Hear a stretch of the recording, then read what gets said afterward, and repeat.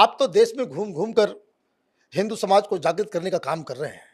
ये बताइए कि कन्वर्जन, इसकी रोकथाम के लिए कुछ हो रहा है और ये कितनी बड़ी समस्या बनते चली जा रही है?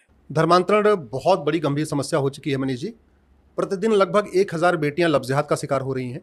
प्रतिदिन लगभग 10,000 हिंदुओं का धर्मांतरण हो रहा है। ड्रग्स जिहाद के जरिए नपुंसकता और बाजपन फैल रहा है। 6 करोड़ घुसपैठिए भारत में आ चुके हैं। मेरी PIL सुप्रीम कोर्ट में पेंडिंग है। धर्मांतरण मेरी 6 करोड़ मतलब हमने धर्मशाला बना दिया। एकदम बना दिया। जनसंख्या विस्फोट भी बहुत तेजी के साथ हो रहा है। अभी हापुड़ में एक 42 साल की गुड़िया को 17वां बच्चा हुआ है। मतलब वो नानी भी बन रही है, दादी भी बन रही है और माँ भी बन रही है। तीनों, मतलब उसके बेटे के भी बच्चे हो रहे हैं, उसकी बेटी को भी बच्चे हो रहे हैं, उसको खुद को भी बच्चे हो रहे हैं। ये रही है अल्लाह के फजल से। ठीक है। तो भारत की डेमोग्राफी पिछले 75 साल में बहुत तेजी के साथ बदली है। 9 राज्यों में हिंदू खत्म हो चुके हैं। 800 जिलों में से 200 जिलों में हिंदू खत्म हो चुके हैं। 6000 तहसील में से 1500 तहसील में हिंदू खत्म हो चुके हैं। बॉर्डर पे कुल 300 तहसीलें हैं, उसमें 300 की 300 तहसीलों में खत्म हो चुके हैं। उसका मूल कारण है लफ्ज़ जिहाद, ड्रग्स जिहाद, घुसपैठ जिहाद, धर्मांतरण जिहाद, जनसंख्या जिहाद और लैंड जिहाद। उस पर काम इसलिए भी नहीं हो पा रहा है क्योंकि बड़ी फंडिंग आ रही है। FCRA के जरिए फंडिंग आ रही है, हवाला के जरिए फंडिंग आ रही है। यहाँ जो ड्रग का पैसा आ रहा है वो भी काम आ रहा है। कानून हमारे घटिया हैं। हमने धर्मांतरण को राष्ट्र की सुरक्षा के लिए खतरा घोषित नहीं किया। हमने धर्मांतरण को देश की एकता अखंडता के लिए खतरा घोषित नहीं किया। हमने धर्मांतरण को वेजिंग वॉर डिक्लेयर नहीं किया, जबकि वेजिंग वॉर है अपने आप में। हमारे पास वेजिंग वॉर का कानून है लेकिन पुलिस लगाती नहीं, क्योंकि हम वेजिंग वॉर हमने डिक्लेयर नहीं किया धर्मांतरण को। हमारे पास NSA है, नेशनल सिक्योरिटी एक्ट, लेकिन NSA पुलिस लगाती नहीं क्योंकि हमने NSA में राष्ट्र की सुरक्षा के लिए क्या खतरा घोषित नहीं बताया नहीं है। हमारे पास UAPA है लेकिन पुलिस धर्मांतरण कराने वाले और उनके मददगारों पर UAPA नहीं लगाती क्योंकि उसमें भी हमने अनलॉफुल एक्टिविटी, इस धर्मांतरण को अनलॉफुल एक्टिविटी डिक्लेयर नहीं किया। तो हमने न फंडिंग रोकी है, न हमने कानून को कठोर बनाया, इसलिए धर्मांतरण तेजी के साथ चल रहा है। अब इसका समाधान अगर आपको करना है, अगर भारत को बचाना है, भारत की संस्कृति को बचाना है, भारत के लोकतंत्र को बचाना है, भारत के संविधान को बचाना है, तो एक तरफ आपको धर्मांतरण के खिलाफ कठोर कानून बनाना पड़ेगा, धर्मांतरण कराने वालों की फंडिंग रोकनी पड़ेगी, घुसपैठ रोकना पड़ेगा। दूसरी तरफ आपको घर वापसी कराना पड़ेगा। घर वापसी भी आप समझिए कैसे होगी। बीमारी जैसे आती है वैसे ही जाती है। जैसे किसी को मोटापा बढ़ गया तो जब तक उसका आप डाइट कंट्रोल नहीं करोगे मोटापा खत्म नहीं होगा। जैसे बीमारी आएगी वैसे ही जाएगी। धर्मांतरण क्यों हुआ? तलवार के दम पे, तलवार के डर से हुआ या टैक्स न देने के कारण हुआ। तो अगर आपको घर वापसी कराना है तो आपको कानून भी कठोर बनाना पड़ेगा, प्लस घर वापसी को प्रमोट करने के लिए कुछ व्यवस्था भी करनी पड़ेगी, कुछ मकान देना पड़ेगा, कुछ राशन देना पड़ेगा। भाई जो घर वापसी कर रहा है उसके लिए पूरा आपको पैकेज डिसाइड करना पड़ेगा। इसलिए मैं कहता हूं घर वापसी केवल समाज की जिम्मेदारी नहीं है, घर वापसी केवल किसी NGO या किसी संगठन की जिम्मेदारी, घर वापसी सरकार की भी जिम्मेदारी। भाई घर वापसी आई होगी तो जो विदेशी कुरीतियां अपने आप खत्म हो जाएंगी। 3 तलाक, हलाला, मुता, मिस्यार, तहर्रुस खत्म हो जाएगा। घर वापसी होगी तो आपका लफ्ज़ जिहाद, लैंड जिहाद खत्म हो जाएगा। घर वापसी होगी तो आपके तलाक़े हसन, तलाक़े बाइन, तलाक़े किनाया खत्म हो जाएगा।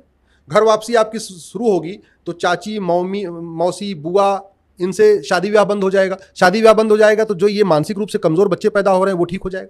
घर वापसी होगी तो चचेरी बहन, ममेरी बहन, फुफेरी बहन, मौसेरी बहन से शादी ब्याह बंद हो जाएगा तो अच्छे बच्चे पैदा होंगे। घर वापसी होगी, खतना बंद हो जाएगा। घर वापसी होगी तो आपका जनसंख्या नियंत्रण हो जाएगा। आपके ऑफिस में देख लो, आपके यहाँ जो लोग हैं उनके कितने बच्चे हैं। घर वापसी का सीधा कनेक्शन जनसंख्या नियंत्रण से है। और भारत की 50% समस्याओं का मूल कारण जनसंख्या विस्फोट है। 90,000 बच्चे रोज पैदा हो रहे हैं। 2024 में 3.25 करोड़ बच्चे पैदा हो चुके हैं। सरकार 2 करोड़ घर बनाती है, 10 करोड़ बेघर पैदा हो जाते हैं। सरकार 2 करोड़ रोजगार जनरेट करती है, मुद्रा लोन दे के 10 करोड़ बेरोजगार पैदा हो जाते हैं। टैक्स देने वाले परेशान हैं, इनकम टैक्स देने वाले मरे जा रहे हैं, GST दे के बेचारे लोग दुखी हैं, व्यापारी, सब कुछ हो रहा है, फिर भी गरीबी कम नहीं हो रही है। क्यों? क्योंकि जनसंख्या विस्फोट हो रहा है। तो घर वापसी होगी तो जनसंख्या नियंत्रण होगा। घर वापसी होगा, ड्रग का कारोबार कम होगा। घर वापसी होगी तो गौहत्या बंद होगी। घर वापसी होगी तो रेलवे का एक्सीडेंट कम हो जाएगा, नहीं तो रेलवे पे आज देख लो कि पत्थरबाजी होती रहती है, वो भी कम हो जाएगा। घर वापसी से अलगाववाद, आतंकवाद खत्म होगा। घर वापसी से लोकतंत्र मजबूत होगा। आप इलेक्शन कमीशन का डाटा देख लीजिए, जहां 100% हिंदू होते हैं वो बूथ कभी सेंसिटिव नहीं होता, लेकिन जहां हिंदू 50-60% हो जाते हैं वो बूथ सेंसिटिव होते हैं, संवेदनशील। जहां मुस्लिम 25% से ज्यादा है वो बूथ संवेदनशील जो है वो तो अलग से वहां सेना लगानी पड़ती है, अलग से वहां पुलिस लगानी पड़ती है। ठीक है, तो घर वापसी होगी तो संवेदनशील बूथों की संख्या कम हो जाएगी। नया पॉइंट आपने निकाला है। ठीक है, ये बहुत ही मजेदार बात है कि जहां जहां मुस्लिम समुदाय है वहां पे वो बूथ सेंसिटिव हो जाता है, वहां अलग से पैरामिलिट्री लगानी पड़ती है। ठीक है, तो घर हम लोगों ने मैंने आंखों के ऊपर अंधा चश्मा लगा लिया है क्या? हाँ, ठीक है। घर वापसी होगी तो लिखने, बोलने, सोचने की स्वतंत्रता बढ़ेगी। घर वापसी होगी तो वैज्ञानिक सोच विकसित होगी।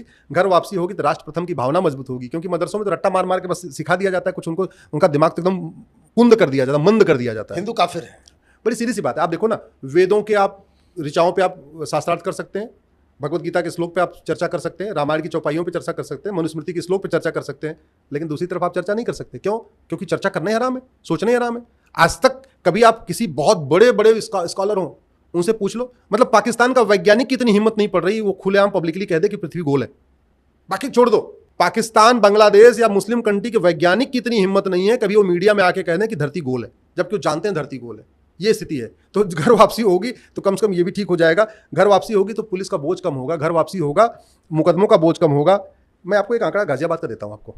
गाजियाबाद में चोरी, लूट, झपटमारी, चैन, बाकी और जो ड्रग स्मगलिंग के कारोबार में जनसंख्या गाजियाबाद में 20% है, लेकिन अपराध में अपराध में रेशियो 40% है। लेकिन चेन स्नेचिंग और मंगलसूत्र खींचने में 80% है। क्यों जानते हैं क्यों? क्योंकि मंगलसूत्र चेन कौन पहनता है? हिंदू महिलाएं पहनती, हिंदू बहन बेटियां पहनती हैं। तो चेन और मंगलसूत्र शुभ का वो है ना, द्योतक है ना, इसलिए महिलाएं पहनती हैं, जो सुहागन होती हैं वो पहनती हैं। तो उसको चेन स्नेचिंग में 80% रेशियो है। आप कभी गाजियाबाद के कमिश्नर साहब से या किसी पुलिस वाले से पूछिए, आंकड़े उनके पास हैं कि भाई पिछले 2024 में जितनी चेन स्नेचिंग हुई है, जरा उसको परसेंटेज मुझे बताओ, रिलीजन वाइज पॉपुलेशन। तो जिसकी जनसंख्या गाजियाबाद में 20% है, अपराध में, बाकी अपराध में उसकी जनसंख्या 40% है, और चेन स्नेचिंग और मंगलसूत्र खींचने में उसकी जनसंख्या 80% है। मतलब ये टारगेटेड है, दे नो कि भाई वो हिंदू महिला है। हाँ, तो भाई बड़ी सीधी सी बात है, जब घर वापसी हो जाएगी तो चेन स्नेचिंग भी कम हो जाएगी, मंगलसूत्र भी कम छीना जाएगा। घर वापसी होगी, वसुधैव कुटुंबकम की भावना होगी, नारी तू नारायणी की भावना मजबूत होगी, नरस्तु पूज्यते रमन्ते तत् की भावना मजबूत होगी। घर वापसी से जीडीपी बढ़ेगी, घर वापसी से अपराध कम होगा तो व्यापार बढ़ेगा, घर वापसी से भारत की सोच मजबूत होगी, और घर वापसी से संविधान मजबूत होगा। संविधान कमजोर हो रहा है। उन 200 जिलों में जहां हिंदू कम हो गए हैं वहां संविधान कोई नहीं मानता।